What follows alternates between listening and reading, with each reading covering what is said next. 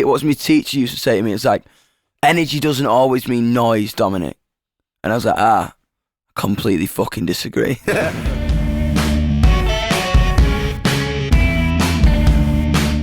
This video is being sponsored by our friends at GPU Audio, who are about to release their free plugin suite for Mac OS. More from me in a bit.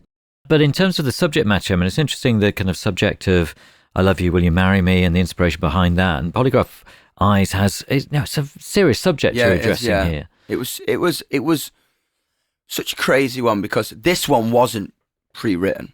You know what I'm saying? I had the lyrics, so I had something bubbling. This was completely in the moment. And I think we'd almost kind of run out of energy a bit. You know what I mean? I think King Charles and Marry Me just darted out. It's like, whoa, this one we had to work a bit harder for, didn't we? And I remember I was just like, he looked me in the eye and he was like, what do you want to write about? So I don't know, man. It's like, whoa, because it was a lot, like those lyrics were like a lot of brain power. Little did I know I was about to have to write the kind of, I think, probably one of the best ciphers I've ever written, I think. And I'm just like, there was always this recurring issue when I would speak to my female friends about kind of what would happen on nights out in the north. And one friend in particular, you know what I mean? And I just said, what do you think about this? And a reference I never kind of really talk about, or I haven't given enough kind of credit to inspiration, is Mike Skinner. I've loved him my whole life. He just kind of, I feel like the way Mike talks in real life gets captured on record. Maybe I'm wrong, but that's what was so insane to me. And I just was like, I want to write a song like this. I want something emotional because everything had been angry. And I was like, what do you think? He was like, whoa, I mean, even you said that's heavy, I remember. But I was like, yeah, let's try it. And I remember it was the pre that came out first, the C section. Too many blokes. It starts with a C, not the C section. It starts with a C chord. Too many blokes getting heavy when a girl looks unsteady. Blisters on your bleeding soles, here in my boots, I'll walk you home. That section. He walks her straight up to the front door. Yeah, she stumbles on the floor. We all know what happens next. A bit of fun turns to regret. Like, Leave It Alone, Mate wasn't even in my head.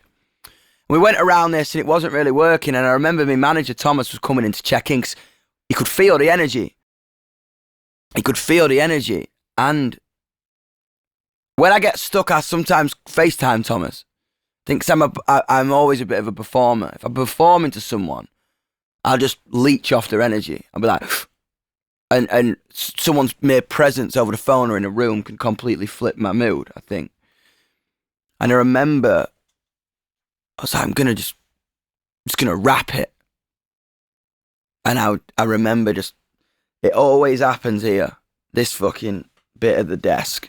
You can tell, like, look at this. This is as Dom caresses the. You know what I'm saying? This little bit of the desk always like is where I sit with a notepad or a piece of paper, and I just sit and go.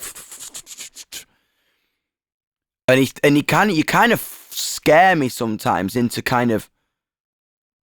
You kind of bully me into like bringing out something great. It's not good enough. It's not good enough. It's not good enough. And I'm like, whoa, and I'm kind of backed into a corner where I just can't hide. It's like, and I get nervous. I'm like, all right, are you good? Can you do this? Are you good enough? Can you do this? As I mentioned, GPU Audio are about to release their free plugin suite for Mac OS featuring classic modulation and time-based effects. Also, their first partner plugin with Vienna Symphonic Library will be out in a matter of weeks, with more GPU-accelerated plugins coming in the near future. Get the latest news and all their free plugins by heading over to gpu.audio/tape notes. Links in the description below. Thanks to GPU Audio for supporting the show.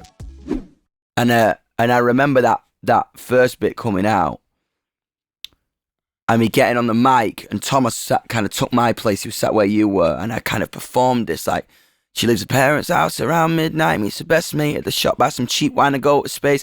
See the Milky Way, get away from the teenage, everyday cliched pressure, absent on absinthe, dancing to bad simp. I remember when he, as soon as he said absinthe, I went like, whoa, this is incredible. And then I said, dancing to bad synth. I was playing really bad synth, dancing to bad synth. I remember I said absent on absinthe, and that was the end of my. that was the end of my train of thought. And he was like, he had this really cheesy 80s synth going on. He was like, well, what about dancing to bad synth? And then bang, that took me down another direction, and we pieced it together. And I literally just was like, what about if the chorus was just something as simple as like, leave it alone, bruv, she don't want to go home with you. And I remember I was saying, brother, he was like, nah, that's too English. He was like, what about mate? I was like, yeah. And that was it, yeah. And I remember then Thomas was like, this is crazy. And I was like, listen, I want a reference, Dry Your Eyes, mate. Right. But we couldn't do a string section because they'd fucking done that. You know what I mean? We couldn't do that beautiful orchestral intro. And I was like, yo, what about we vocoder it again? And I remember you going, okay. And he stood up next to me and he was like, sing this. I was like, okay, cool. And then looped that for 4 bars and I go, after the first beat. And then, And then I was like, what the fuck's he making me do? And then he said, right, go on, like, go for a piss or go and sit out there for a bit. And then he put that together. I remember you put that together, didn't you? That's what you did, didn't you? I did. It's not actually a vocoder. It's actually your voice. No, that's what I'm saying. You made me loop this thing in bars, and I ain't ever sung like that. I ain't ever sung breathy. I always find harmonies when I'm in the studio harder because you gotta sing them like this, and my voice just don't do that. Yeah. It's like I'm always loud. I always have been. You know what I mean? What my teacher used to say to me, it's like, energy doesn't always mean noise, Dominic. And I was like, completely fucking disagree. You know what I mean? and yeah, that was it.